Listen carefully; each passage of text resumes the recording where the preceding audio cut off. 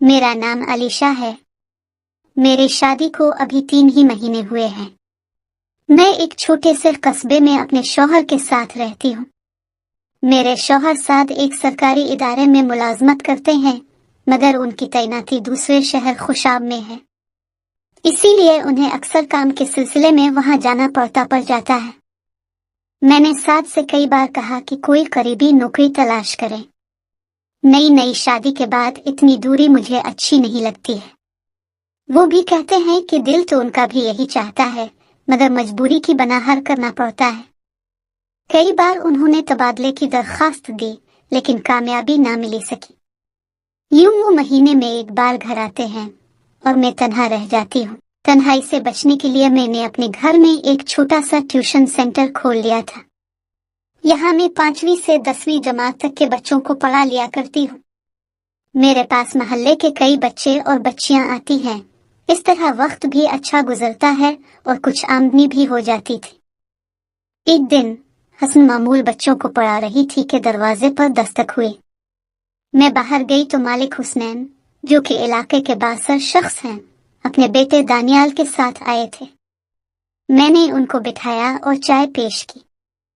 मालिक साहब बोले, बेटा तुम बहुत अच्छी उस्तानी हो, सब बच्चे तुमसे खुश हैं। मेरा बेटा दानियाल 2 साल से मैट्रिक में फेल हुआ जा रहा है, कुछ समझ नहीं आती क्या करूं, तुम उससे पढ़ा दो। जब मैंने दानियाल को देखा तो वो उम्र में काफी छोटा लगा, चेहरे पर अभी तक बाल तक नहीं आए थे। मैंने कहा, ये तो बहुत कम उम्र लग रहा है, मुझे तो 7वीं 8वीं जमात का बच्चा मालूम होता है। वो हंसकर बोले, नहीं बेटा, इसे बच्चा मत समझो, दिमागी तौर पर बहुत तेज है। मैंने हामी भर ली। अगले दिन दानियाल एकेडमी आने लगा। पहले चंद दिन सब ठीक था, लेकिन जल्द ही इसने शरारतें शुरू कर दी। कभी किसी को छेड़ता, कभी मजाक करता।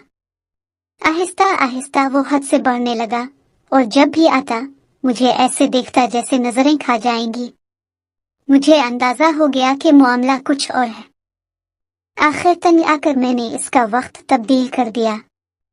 आम बच्चों को मैं 3 से 5 पढ़ाती थी, इसे 4 से 7 का वक्त दिया। पहले इनकार किया, लेकिन मैंने सख्ती से कहा, अगर इस वक्त नहीं आ सकते तो आना बंद कर दो। वो मान गया। अब वो अपनी हरकतें मुझ पर करने लगा। दुखने में भूला भाला, लेकिन अंदर से चालाक। मैंने इसे एक दिन सख्ती से कहा, दानियाल अपनी पढ़ाई पर तवज्जो दो, ये हरकतें बंद करो। वो खामोश हो गया। कुछ देर बाद रू देने वाली शक्ल बना ली। मुझे अफसोस हुआ। मैंने नरमी से कहा, हद में रहा करो, मैं सब समझती हूँ, मैं कोई छोटी बच्ची नहीं हूँ। दानियाल बोला, अगर मैं अगले टेस्ट में पूरे नंबर ले आया तो आप मुझे नालायक नहीं कहेंगी। मैंने कहा, ठीक है, अगर तुम कामयाब हुए तो इस दिन पढ़ाई नहीं होगी, जो चाहो कर लेना। 2 दिन बाद वो खामोशी से पढ़ता रहा। मुझे यकीन नहीं आया।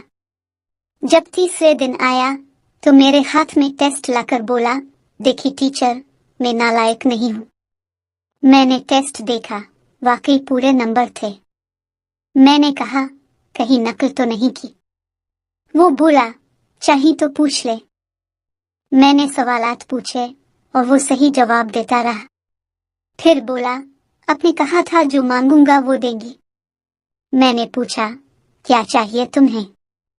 जब दानियाल ने अपनी ख्वाहिश बताई तो मैं कांप गई। मैंने फौरन इनकार कर दिया, ये मुमकिन नहीं। तुम कैसी बातें कर रहे हो? इसी लम्हे इसने टीवी बंद किया और मेरे और उसने कहा कि अगले पाठ के लिए को मिनट करें।